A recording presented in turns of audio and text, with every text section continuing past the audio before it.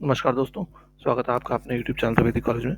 और आज हम लोग देखने वाले हैं BHIC 134 का यूनिट 5 पार्ट 3।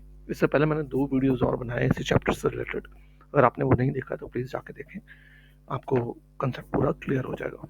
ठीक है, ये वीडियोज़ उनके लिए हेल्पफुल है जो एग्ज़ाम देने वाले हैं और शायद उनके पास टाइम नहीं है, तो अगर वो लोग देखेंगे तो उनको एक टाइम एडवांटेज हो जाएगा। या फिर आप रेगुलर भी स्टडी करो तो भी आपके लिए एडवांटेज है। एक बार वीडियो देख के अगर आपके पास टाइम है तो आप वीडियो देख लें पहले ये वाला, फिर पढ़ लें किताब, तो आपको बिल्कुल ही दिमाग में छप जाएगी चीज़ें। और अगर आपके पास टाइम नहीं है तो भी ये इनफ है, मोर देन इनफ है। ठीक है, चलिए सीधा बात करते हैं टॉपिक की, रेबल इंस्टीट्यूशंस। देखो, हमेशा से बात होती रही है कि जो 1857 का रिवोल्ट हुआ है वो कहीं ना कहीं ऑर्गेनाइज था, है ना। तो ऑर्गेनाइजेशन के बारे में डिटेल्ड में तो कहीं पे लिखा नहीं गया, क्योंकि ज़्यादातर दस्तावेज या तो जल गए या जो जिनके पास थे वो उनकी डेथ हो गई, उन्होंने कहीं छुपाया था, नहीं मिल पाए, है ना। लेकिन कुछ एक सबूत सामने आए हैं, ठीक, जिसको हम देखेंगे यहाँ पे कि क्या किस तरीके का था वहाँ पे चल रहा था। जब दिल्ली का कैप्चर कर लिया गया, है ना, और जब दिल्ली को कैप्चर किया किन्होंने, रेबल्स ने, तो उन्होंने सभी राजाओं को, आसपास के, खास करके राजस्थान की तरफ के, राजस्थान में बहुत सारे राजा थे। आप जानते हो आज की डेट में जितने भी वहाँ पे डिस्ट्रिक्ट्स हैं वो कभी एक जमाने में क्या होते थे, एक रियासत होते थे, वहाँ अपने आप में किंग होता था एक, जैसे जयपुर का, उदयपुर का, है ना, और बहुत सारे हैं वहाँ पे उनके, जोधपुर वगैरह के, ठीक, जैसलमेर का। तो छोटे छोटे बहुत सारे राजा थे, तो उन सबको चिट्ठी दी गई कि आप लोग हमारे साथ आए। साथ में दिल्ली में कोर्ट ऑफ एडमिनिस्ट्रेटर बनाया गया, ठीक। फॉर एग्जाम्पल 10 मेंबर्स होते थे, जिसमें से 6 आर्मी से लिए गए थे, 4 अदर डिपार्टमेंट से, और डिसीजन डिसीजन मेजोरिटी के वोट पे लिया जाता था, ठीक। इसी तरीके का जो था ऑर्गेनाइजेशन, कहीं ना कहीं हर सेंटर पे लिया गया। जहां जहां आपने पढ़ा बहुत सारे सेंटर्स थे, है ना, उनमें से ये हम जो डिस्कस कर रहे हैं एक सेंटर की बात करें दिल्ली की, ऐसे कई सारे सेंटर्स थे अलग अलग।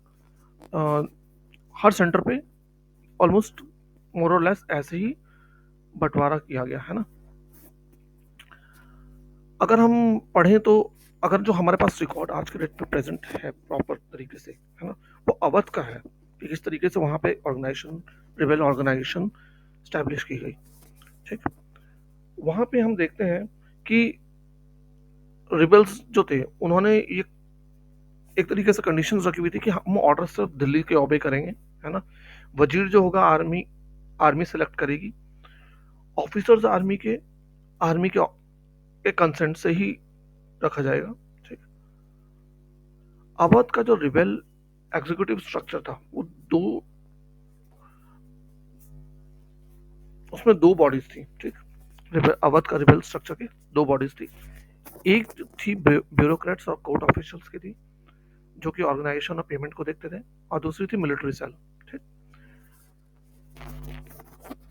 अब 1857, जुलाई 1857 आते आते देखा गया कि हर किसी को बोल दिया गया था कि तालुकदार जो है वो इम्पोर्टेंट डिसीजन मेकिंग बॉडी अब नहीं रह गए थे, है ना। जो तालुकदार कौन होते थे, एक तरीके से आप गवर्नर्स बोल सकते हो, जो आज के डेट में गवर्नर है, तो ऐसे हर तालुक के हेड होता था, वो डिसीजन मेकिंग बॉडी नहीं रह गया था। और तालुकदार और जमींदार को ऐसा उन लोगों ने ऑर्डर दिया था कि हाँ भाई, तुम रिवोल्ट को ज्वाइन करो हमारे साथ ब्रिटिशर्स के अगेंस्ट में, और उसके बदले में उनको प्रॉमिस किया गया कि हम उनको लैंड देंगे, रेवेन्यू देंगे, बढ़ा देंगे आपका, है ना, ठीक। अब आप देखो, इतने सारे रेबल्स थे, सबके अलग अलग विचार होंगे, है ना, तो उनमें मतभेद भी था आपस में, बहुत ज़्यादा था। फॉर एग्जाम्पल ब्रिटिश कादी और मौलवी अहमदुल्ला के बीच में भी था। लेकिन कहीं ना कहीं गाइडलाइंस रख दी गई थी सिपाहीज के लिए भी, कमांडर्स के लिए भी, कि किस तरीके से ऑपरेट करना है। और जो रिबेल ट्रूप्स थी उनको रेगुलर पेमेंट दी जाती थी, आइदर कैश में, ठीक है, या फिर बोल दिया गया था तालुकदार को कि वो अपने एरिया के रेबेल ट्रूप्स को पे करें। तो ये एक तरीके से रेबल इंस्टीट्यूशन के बारे में आप लिख सकते हो। Suppression and repression of the colonial state. देखो, 1857 का जो रिवोल्ट था, इसके कहीं ना कहीं सक्सेस ना होने के पीछे कारण एक ये था कि ये फुल्ली वेल ऑर्गेनाइज नहीं था, और ये ना कभी एक जगह पे होता था, कभी दूसरी जगह पे होता था। तो कई बार क्या करते थे, ब्रिटिशर्स हैवी पड़ जाते थे, उन आराम से दबा देते थे वो लोग उस इलाके में। फॉर एग्जाम्पल पेशावर में हुआ है ना, सिंगापुर यहाँ लिख दिया है तो गलत होना चाहिए, कोल्हापुर, चिटगांव, मद्रास वगैरह, तो यहाँ इन लोगों ने बड़े आराम से उनको दबा दिया उठते ही, है ना। लेकिन कुछ एक जो थे वो तो जबरदस्त तरीके से, खास करके सेंट्रल इंडिया, नॉर्थ इंडिया, तो जबरदस्त वहाँ रिवोल्ट हुआ, और ब्रिटिश वहाँ बहुत ज़्यादा कमज़ोर पड़ने लगे थे। तो ब्रिटिशर्स को दिख गया था कि हाँ, हम कहीं ना कहीं लूज़ कर जाएंगे नॉर्थ इंडिया। तो उन्होंने उसी समय रिक्वेस्ट भेज दी थी लंदन के 39,000 ट्रुप्स को भेजा जाए, और नवंबर आते आते 37 ट्रुप शिप्स हुगली पहुंच जाती है।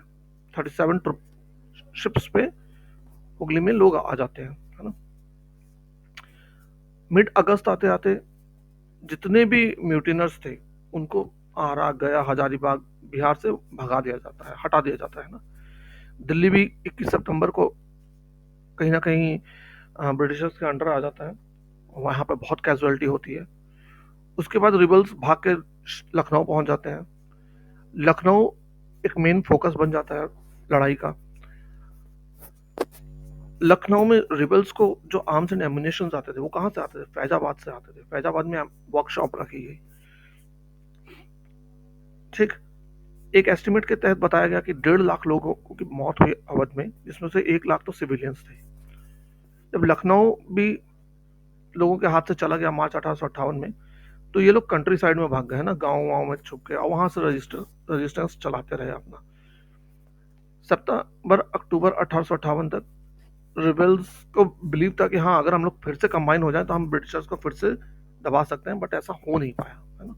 अगर हम प्रोमिनेंट लीडर्स की बात करें इस जमाने में कौन कौन से थे, तो देखो, झांसी की रानी का तो ऑब्वियस ही बात है, हम सब नाम सुने हैं। वो जून 1858 में उनकी डेथ होती है। नाना साहेब हैं जो पेशवा बाजीराव टू के बेटे थे, उन्होंने कानपुर में म्यूटनी को लेड किया, और बाद में वो नेपाल भाग गए 1859 के बिगिनिंग में, ठीक। कुंवर सिंह बिहार के थे, आरा जिला के। उन्होंने, उनका मेन सेंटर कौन सा था, आजमगढ़, गाजीपुर, जो मारे गए मई 1858 में, ठीक। बेगम हजरत महल लखनऊ से, वो भी भाग जाते हैं नेपाल। मौलवी अहमदुल्ला रिवोल्ट करते करते अवध और रोहिल्ला खंड के बॉर्डर पे मारे जाते हैं जून 1858 में। तात्या टोपे, इन्होंने भी खूब लड़ाई की, और ग्वालियर में मारे जाते हैं ये, जब वो पकड़े गए थे। उन्हीं के कहते हैं उन्हीं के एक दोस्त ने उनको धोखा दे दिया था, तो इनकी भी डेथ हो जाती है 1859 में, इनको फांसी दे दी जाती है, ठीक है। लेकिन जिन नेताओं के मरने के बाद भी चलता रहा स्ट्रगल, 1 साल तक और चलता रहा।